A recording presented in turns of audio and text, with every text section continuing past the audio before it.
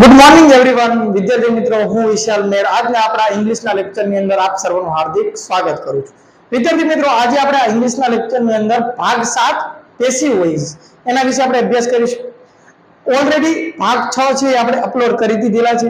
જો કદાચ તમે ના જોયા હોય તો ડિસ્ક્રિપ્શનની અંદર તમને એની લિંક મળી રહેશે, એકવાર અવશ્ય જોઈ લેજો.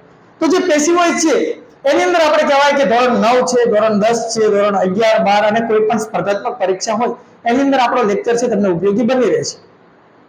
આજે જે આપણે પેસિવ વોઇસ છે એની જે ચર્ચા કરી રહ્યા છે વિદ્યાર્થી મિત્રો, પૂર્ણ વર્તમાન કાળ અને પૂર્ણ ભૂતકાળ છે એના પેસિવ વોઇસ છે એના વિશે આપણે અભ્યાસ કરીશું. તો ધ પરફેક્ટ એટલે શું? તો કે પૂર્ણ. પ્રેઝન્ટ એટલે શું? તો કે વર્તમાન. એટલે કે ધ પરફેક્ટ પ્રેઝન્ટ અને શું કહેવાય? ટેન્સ. ટેન્સ એટલે શું થાય? કાળ. તો કે પરફેક્ટ એટલે પૂર્ણ, પ્રેઝન્ટ એટલે વર્તમાન એટલે કે પૂર્ણ વર્તમાન, ટેન્સ એટલે કે કાળ, અને એનું શું છે? આપણે પેસિવ વોઇસ એટલે કે પેસિવ વોઇસ આપણે કરવાનું છે. તો જોઈએ આપણે પહેલો વાક્ય, તો કે I have seen ghost just now. I have scene મેં જોઈ લીધું છે. ઘોસ્ટ એટલે કે ભૂત, જસ્ટ નાઉ એટલે કે હમણાં. એ પહેલા તો કાળને ઓળખવો પડશે. તો કે તમારે જો કદાચ કાળને ઓળખવો હોય તો એની અંદર કહેવાય કે જસ્ટ નાઉ છે, એટ છે, રિસેન્ટલી છે જેવા શબ્દો છે પૂર્ણ વર્તમાન કાળનું સૂચન કરે છે. જસ્ટ નાઉ, આ જસ્ટ નાઉ એટલે શું? તો કે હમણાં જ. હમણાં જ એટલે શું? તો કે થોડી વાર પહેલા કહેવાય. રિસેન્ટલી એટલે શું? તો કે તાજેતરમાં, થોડાક સમય પહેલાની કોઈ ઘટના હોય ને તાજેતર કહેવાય. એટ એટલે શું? તો કે એટ નો એક અર્થ એવો થાય હજુ સુધી. એટ પણ કહેવાય છે પૂર્ણ વર્તમાન કાળ દર્શાવવા માટે એનો શું થાય છે? યુઝ થાય છે. પણ આપણે પેસિવ વોઇસ ભણી રહ્યા છીએ. તો મેં હમણાં જ શું કહેવાય? ભૂત જોઈ લીધું છે. ભાઈ જો વિચાર તો જો, ભૂત જોઈ લીધું છે તો એક વાત છે, સેન્ટેન્સ છે. બાકી રિયલમાં જોયું હોય તો ખબર પડે. તો કે I have seen ghost just now, મેં હમણાં જ ભૂત જોઈ લીધું છે. તો કાળને પહેલા ઓળખવો પડશે. તો જસ્ટ નાઉ તો તમને આપેલું છે એટલે ખ્યાલ આવશે કે આ પૂર્ણ વર્તમાન કાળ છે. પણ માની લો ઘણીવાર જસ્ટ નાઉ તમને સૂચક શબ્દ ના આપેલો હોય અને પેસિવ વોઇસ કરવાનું થાય તો કઈ રીતે આપણે ઓળખશું? તો કે અહીંયા આપણને હેવ એટલે કે હેવ જોવા મળે અથવા તો હેઝ જોવા મળે, એની સાથે ઓલરેડી ત્રીજું રૂપ હોય તો એ પૂર્ણ વર્તમાન કાળ છે. મેં શું કીધું કે જ્યારે પણ આપણને હેવ છે અથવા તો હેઝ છે, તો કે હેવ અને હેઝ એની સાથે V3 નું રૂપ જોવા મળે તો એ પૂર્ણ વર્તમાન કાળ જ હોય, બીજો કોઈ પણ કાળ હોય નહીં. તો આ પૂર્ણ વર્તમાન કાળ છે. તમારું કર્મ શું છે? તો કે શું જોઈ લીધું છે? તો કે ઘોસ્ટ. તો આ ઘોસ્ટ છે એને આપણે અહીંયા આગળ મૂકીએ તો કે ઘોસ્ટ.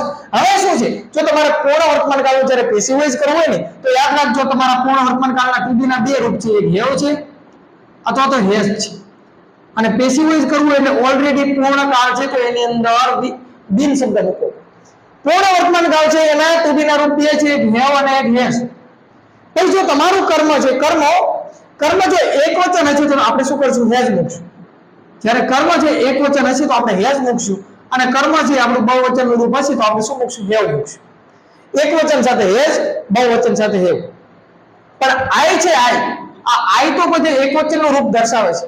આઈ એકવચન છે, આઈ એટલે હું, એને બહુવચન ના કહેવાય. પણ આઈ સાથે હેવ આવે છે એ વાતને તમે યાદ રાખજો. તો કર્મના આધારે આ રૂપ મૂકશું, પણ કોઈ પણ પૂર્ણ કાળ હોય એનું તમારે પેસિવ વોઇસ કરવું હોય એટલે આપણે બિન શબ્દ મૂકીએ છીએ. તો કોઈ પણ પૂર્ણ કાળ હોય એનું પેસિવ વોઇસ કરવું હોય તો આ એક પોતે પૂર્ણ કાળ છે તો એનો પેસિવ વોઇસ કરવું હોય તો આપણે બિન શબ્દ પણ મૂકીશું. અને બિન પછી ઓલરેડી V3 નું રૂપ તો દરેક પેસિવ વોઇસ ની અંદર આવે છે. તો ઘોસ્ટ તમારો કર્મ છે એને તમે આગળ મૂક્યું. હવે ઘોસ્ટ એકવચનનું રૂપ છે એટલે આપણે હેઝ મૂકશું. જો આ ઘોસ્ટ છે એની પાછળ મેં કહેવાય એસ મૂકી દીધો એટલે ભૂતની જગ્યાએ ભૂતો બહુવચન કર્યું હોય તો મારે હેવ મૂકવો પડે. પણ અહીંયા એકવચન છે એટલે મેં શું મૂક્યું છે? હેઝ. પછી જાજા ભૂત જોયા હોય તો શું થાય? એક જોયું હોય તો શું થાય? હેતરાનો રહે. તો હેઝ અને પેસિવ વોઇસ કરી છે એટલે ઓલરેડી બિન મૂકીશું. તો કે અહીંયા બિન અને ત્રીજું રૂપ તો કે કોઈ પણ પૂર્ણ કાળ હોય એની અંદર ઓલરેડી તમને ત્રીજું રૂપ તો આપેલું હશે. તો સીન નું ત્રીજું રૂપ સીન, અને આ કરતા છે અને આપણે પાછળ લઈ જઈશું તો આઈ નું શું થશે? મી થશે. પણ એની પહેલા કયો શબ્દ લાગશે? તો કે બાય શબ્દ આપણે મૂકવો પડશે. અને આ જે સૂચક શબ્દ છે જસ્ટ નાઉ, એ જસ્ટ નાઉ નું જસ્ટ નાઉ પેલું વાક્ય આપણું શું થાય છે? અહીંયા કમ્પ્લીટ. એ તમે આગળના લેક્ચર જો જોયેલા હોય તો હવે તમને સમજાઈ ગયું હોય કે માત્ર તમારે એના to be ના રૂપ યાદ રાખવા પડે. કોઈ પણ ચાલુ કાળ હોય તો બિન મૂકવો પડે, કોઈ પણ પૂર્ણ કાળ હોય તો બિન મૂકવો પડે. બસ એ જ વાત યાદ રાખવાની છે. અને પેસિવ વોઇસ ની અંદર તો ઓલરેડી V3 નું રૂપ તો આવે જ છે. બીજું વાક્ય જોઈએ. He has broken glass window recently. Recently એટલે શું? તાજેતરમાં. એ recently શબ્દ છે આપણને પૂર્ણ વર્તમાન કાળ બતાવે છે. શું કહે છે? અહીંયા હી હેઝ એક વચન હતું એટલે હેઝ મુકાણું છે, તો કે હી હેઝ બ્રોકન એટલે કે તોડી નાખ્યું છે. હેવ હતો તો હેઝ એની સાથે ત્રીજું રૂપ જોવા મળે એટલે પૂર્ણ વર્તમાન કાળ જ હોય. શું તોડી નાખ્યું છે? તો કે ગ્લાસ એટલે કે કાચ, એની વિન્ડો એટલે કે બારી, કાચની બારી તોડી નાખી. તો આ તમારું કર્મ થયું. તો કે ગ્લાસ વિન્ડો છે એની તમે આગળ બીજું. અને હવે પેસિવ વોઇસ કરીએ છીએ તો કે આ વિન્ડો એક વચન છે, વિન્ડોની જગ્યાએ વિન્ડોઝ હોત તો અહીંયા મારે હેવ મૂકવું પડે, પણ એક વચન છે એટલે હું શું મૂકીશ? હેઝ. તો કે આ હેવ અને હેઝ માંથી મેં શું મૂક્યું? તો કે હેઝ. પેસિવ વોઇસ કરીએ છીએ પૂર્ણ કાળ છે એટલે ઓલરેડી બિન શબ્દ છે આપણે મૂકવો પડશે, તો એ બિન નું બિન, અને ઓલરેડી પૂર્ણ કાળની અંદર V3 તમને આપેલું હોય તો આ ત્રીજું રૂપ V3 છે બ્રોકન તમને આપેલું છે, તો કે બ્રોકન નું શું થાય? બ્રોકન જ થાય. અને હવે શું કરશું? આ કરતા છે ને આપણે શું કરશું? કરતાને પાછળ લઈ જઈશું, તો હી નું શું થશે? હેમ થશે. પણ એની પહેલા કયો શબ્દ મૂકશું? બાય. અને આ જે સૂચક શબ્દ છે રિસેન્ટલી, તો એ રિસેન્ટલી નું રિસેન્ટલી એ શબ્દ આપણે એનું નામ મૂકી દઈશું. જોઈએ હવે ત્રીજું વાક્ય, તો કે they have cleaned their homes recently. recently એટલે તાજેતરમાં. તે લોકોએ તેઓએ તેમનું ઘર છે તાજેતરમાં સાફ કરી લીધું છે. તો જે છે એની સાથે આપણે અહીંયા હેવ મૂકેલું છે, અને હેવ કે હેઝ સાથે જો ત્રીજું રૂપ આપેલું હોય તો હેવ કે હેઝ હોય એટલે પૂર્ણ કાળ જ હોય. હેવ કે હેઝ છે એટલે પૂર્ણ વર્તમાન કાળ જ હોય, અને હેવ કે હેઝ સાથે ઓલરેડી ત્રીજું રૂપ જ હોય. તો કે they have cleaned their home. શું સાફ કર્યું છે? તેઓનું ઘર. આ તમારું કર્મ થયું. તો એ શબ્દને આપણે આગળ મૂકશું their homes. જો અહીંયા એક ઘર નથી, જાજા ઘરની વાત છે, બહુવચન છે. અહીંયા એસ શબ્દ છે એટલે બહુવચન થાય છે. એ જાજા મકાન હશે, હોય સારી એવી પાર્ટી હોય તો હોય જાજા મકાન. તો their homes આ હવે બહુવચન છે તો આપણે શું મૂકશું? હેવ મૂકશું. પૂર્ણ કાળ છે એનું પેસિવ વોઇસ કરીએ છીએ એટલે બિન મૂકશું. પેસિવ વોઇસ છે એટલે ઓલરેડી V3 નું રૂપ મૂકશું. તો V3 નું રૂપ ક્લીન નું ત્રીજું રૂપ ક્લીન થશે. તો કે their homes have been clean. આ કરતા છે અને આપણે શું કરશું? પાછળ લઈ જઈશું, તો કે they નું શું થશે? them થશે. અને them છે એની પહેલા આપણે શું કરશું? તો કે બાય શબ્દ મૂકીશું, અને આ રિસેન્ટલી નું રિસેન્ટલી. ભાઈ થોડુંક શા માટે ઝડપી હાલે? તો કે તમને આવું ઓલરેડી સમજાઈ ગયું છે. આગળના લેક્ચર જો જોઈ લીધા હોય તો ઓલરેડી ખ્યાલ આવી જ ગયો હોય કે આની પ્રોસેસ છે એ આ પ્રમાણે પ્રોસેસ થાય છે. આગળ જોઈએ, વિરાટ હેઝ એનાઉન્સ રિટાયરમેન્ટ. ભાઈ અહીંયા કોઈ સૂચક શબ્દ તમને આપ્યો નથી, રિસેન્ટલી, એટ, જસ્ટ નાઉ કોઈ પણ શબ્દ આપેલો નથી. પણ હવે વિરાટ છે એને શું કરી લીધું છે? એનાઉન્સ કરી લીધું છે. એનાઉન્સ એટલે જાહેરાત કરી દીધી છે. શેની? એના રિટાયરમેન્ટ. અને કાળ ઓળખો હોય તો અહીંયા તમને હેઝ અને એની સાથે અહીંયા જો એનાઉન્સ નું ત્રીજું રૂપ આપેલું છે તો આ તમારો પૂર્ણ વર્તમાન કાળ જ થાય. તો એને શેની જાહેરાત કરી છે? તો તેના કહેવાય છે એના રિટાયરમેન્ટની જાહેરાત કરી છે. તો આ રિટાયરમેન્ટ છે એ તમારું શું થશે? તમારું કર્મ થશે. શું જાહેરાત કરી? તો કે રિટાયરમેન્ટ. રિટાયરમેન્ટ લઈ લેવું છે. તો આ રિટાયરમેન્ટ છે એ શબ્દને તમે તમારું કર્મ હોય તો તમે આગળ મૂકશો. તો રિટાયરમેન્ટ છે એક વચન છે તો તમે હેવ અને હેઝ માંથી તમે કયો શબ્દ મૂકશો? તો કે હેઝ. ઓલરેડી પેસિવ વોઇસ કરીએ છીએ એટલે બિન શબ્દ મૂકશું, તો કે જો બિન નું બિન. અને પેસિવ વોઇસ છે તો કોઈ પણ પેસિવ વોઇસ ની અંદર V3 નું રૂપ આવે તો એનાઉન્સ છે એનું ત્રીજું રૂપ શું થશે? તો કે એનાઉન્સ. આ કરતા છે એ પાછળ જશે તો વિરાટ નું શું થશે? તો કે વિરાટ નું વિરાટ જ રહે. નામનું શું થાય? નામનું નામ જ રહે. પણ એની પહેલા શું થાય? તો કે બાય શબ્દ આપણે મૂકવો પડે. એટલે કઈક તમારું પેસિવ વોઇસ આવું થાય છે તો કે રિટાયરમેન્ટ હેઝ બીન એનાઉન્સ્ડ બાય વિરાટ. વિરાટ દ્વારા એના રિટાયરમેન્ટની જાહેરાત થઈ. હવે આ જે આપણે વાક્ય જોયા એ તો આપણે પૂર્ણ વર્તમાન કાળ છે એનું પેસિવ વોઇસ જોયું. તો કે હવે જે આપણે નીચેના વાક્ય જોવા જઈ રહ્યા છીએ એ કહેવાય છે પૂર્ણ ભૂતકાળ છે એના પેસિવ વોઇસના વાક્ય જોઈશું. તો કે પૂર્ણ ભૂતકાળની ઇંગ્લિશની અંદર શું કહેવાય? તો કે the perfect past tense. Perfect એટલે પૂર્ણ, પાસ્ટ એટલે ભૂત, અને ટેન્સ એટલે કે કાળ, એટલે કે પૂર્ણ ભૂતકાળ. જોઈએ એના વાક્યો. તો કે વાલ્મીકી હેડ રિટન ધ મહાભારત. અહીંયા કોઈ last day, last year, last વાળો કોઈ શબ્દ આપ્યો નથી. તે લાસ્ટ વાળો કોઈ પણ શબ્દ હોય, યસ્ટરડે વાળો કોઈ પણ શબ્દ હોય તો ભૂતકાળ તો થાય, પણ કોઈ સૂચક શબ્દ આપ્યો નથી. તો તમે કઈ રીતે ઓળખશો? તો અહીંયા હેડ છે તો હેડ એટલે ઓલરેડી ત્રીજું રૂપ આપેલું છે. જ્યારે પણ હેડ શબ્દ આપેલો હોય, હેડ ટુ બી નું રૂપ આપેલું હોય ને એની સાથે ત્રીજું રૂપ હોય તો એ પૂર્ણ ભૂતકાળ સિવાય કોઈ પણ કાળ ના હોય. તો અહીંયા હેડ અને ત્રીજું રૂપ એટલે પૂર્ણ ભૂતકાળ જ થાય. જેમ હેવ કે હેઝ આરે ત્રીજું રૂપ આવતું હતું એમ હેડ સાથે પણ શું આવે? ત્રીજું રૂપ આવે. એ ભૂતકાળ માટે તો અહીંયા એક જ શબ્દ છે.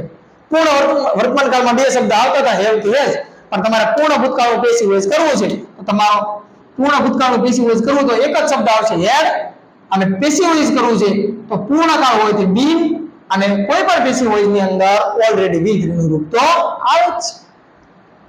તો શું લખી લીધું હતું કે વાલ્મીકી જે છે ઋષિ એને લખી લીધું તો વાત સાચી છે.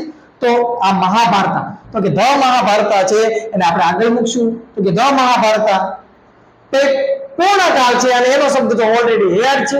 તો જો હેડ નો હેડ, અને અહીંયા હેડ એક જ શબ્દ છે તો અહીંયા તમે શબ્દ લઈ અને આ પૂર્ણ ભૂતકાળમાં મૂકી દો તો પણ ચાલે. તો હેડ નું હેડ પેસિવ વોઇસ કરીએ છીએ એટલે ઓલરેડી બીન શબ્દ મૂકવો પડશે. તો જો આ બીન પેસિવ વોઇસ છે એટલે ઓલરેડી V3 નું રૂપ આવશે.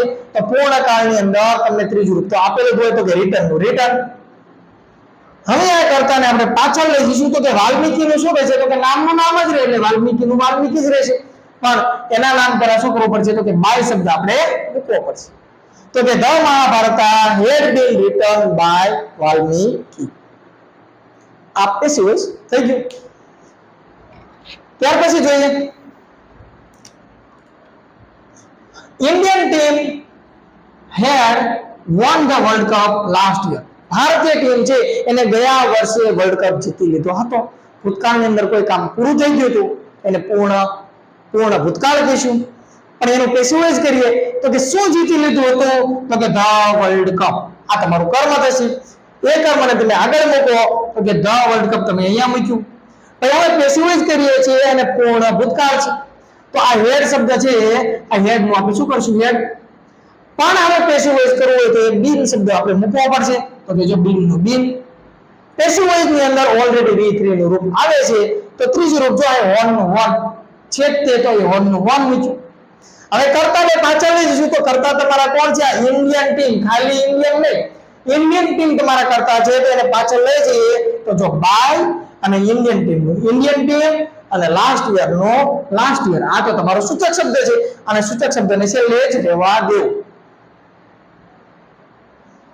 ત્યાર પછી આપણે આગળ જોઈએ તો કે they had spoken some jokes last month. હવે લાસ્ટ શબ્દ આવ્યો અને એની સાથે month શબ્દ આવ્યો એટલે લાસ્ટ વાળો કોઈ પણ શબ્દ હોય એટલે પાછું હું તમને રિપીટ કરું છું કે લાસ્ટ વાળો કોઈ પણ શબ્દ હોય, યસ્ટરડે વાળો કોઈ પણ શબ્દ હોય તો ભૂતકાળ બતાવતો હોય. પણ ભાઈ ભૂતકાળ તો ચાર છે, સાદો ભૂતકાળ, ચાલુ ભૂતકાળ, પૂર્ણ ભૂતકાળ, ચાલુ પૂર્ણ ભૂતકાળ, કયો ભૂતકાળ સમજવું. તો થોડીક હિન્ટ આપણને અહીંયાથી મળે છે અને બીજી હિન્ટ આપણને અહીંયાથી મળે છે કે હેડ અને એની સાથે ત્રીજું રૂપ તો પૂર્ણ ભૂતકાળ સિવાય કોઈ પણ કાળ હોઈ શકે નહીં, માત્ર ને માત્ર પૂર્ણ ભૂતકાળ જ હોય. તો શું બોલ્યા છે સ્પીક એટલે બોલવું, ભૂતકાળ ત્રીજું રૂપ સ્પોકન. તો શું બોલ્યા છે તો સમ જોક્સ. શું બોલ્યા છે તો કે થોડા જોક્સ. તો સમ જોક્સ તમે અહીંયા મૂક્યું, પણ અહીંયા તમે એક વચન કે બહુવચન જોઈને કઈ કામ નથી, કારણ કે ભૂતકાળ માટે પૂર્ણ ભૂતકાળ માટે એક જ શબ્દ છે હેડ. તો કે સમ જોક્સ હેડ, આ હેડ નું હેડ પેસિવ વોઇસ કરવું છે તો આપણે બીન શબ્દ મૂકવો પડશે. તો જો બીન શબ્દ મૂક્યો અને પેસિવ વોઇસ ની અંદર ઓલરેડી V3 નું રૂપ આવે, પણ આ ઓલરેડી કાળ તો પૂર્ણ ભૂતકાળ જ છે તો V3 નું રૂપ ઓલરેડી આપેલું જ છે. તો આ સ્પોકન છે એનું ત્રીજું રૂપ સ્પોકન નું સ્પોકન, અને આ કરતા છે એને આપણે પાછળ લઈ જઈએ તો તેનું શું થશે ધ્યાન થશે. પણ એ કરતા છે એની પહેલા આપણે શું મૂકવું પડશે તો કે બાય મૂકવું પડશે. અને આ જે સૂચક શબ્દ છે લાસ્ટ મંથ તો લાસ્ટ મંથ નું તો લાસ્ટ મંથ જ રહેશે. તો અહીંયા આપણે કહીએ તો કે આપણું જે પૂર્ણ વર્તમાન કાળ અને જે પૂર્ણ ભૂતકાળ છે એના જે પેસિવ વોઇસ છે એના વાક્ય છે એની જે પ્રેક્ટિસ છે આપણે પૂરી કરીએ છીએ. જો આગળના વિડીયો પણ તમે ના જોયા હોય તો ડિસ્ક્રિપ્શન ની અંદર તમને લિંક મળી જશે, એકવાર જોઈ લેજો. અને જો મારો વિડીયો પસંદ આવતો હોય તો લાઈક કરજો, શેર કરજો, સબસ્ક્રાઇબ કરજો. આપ સર્વનો આભાર.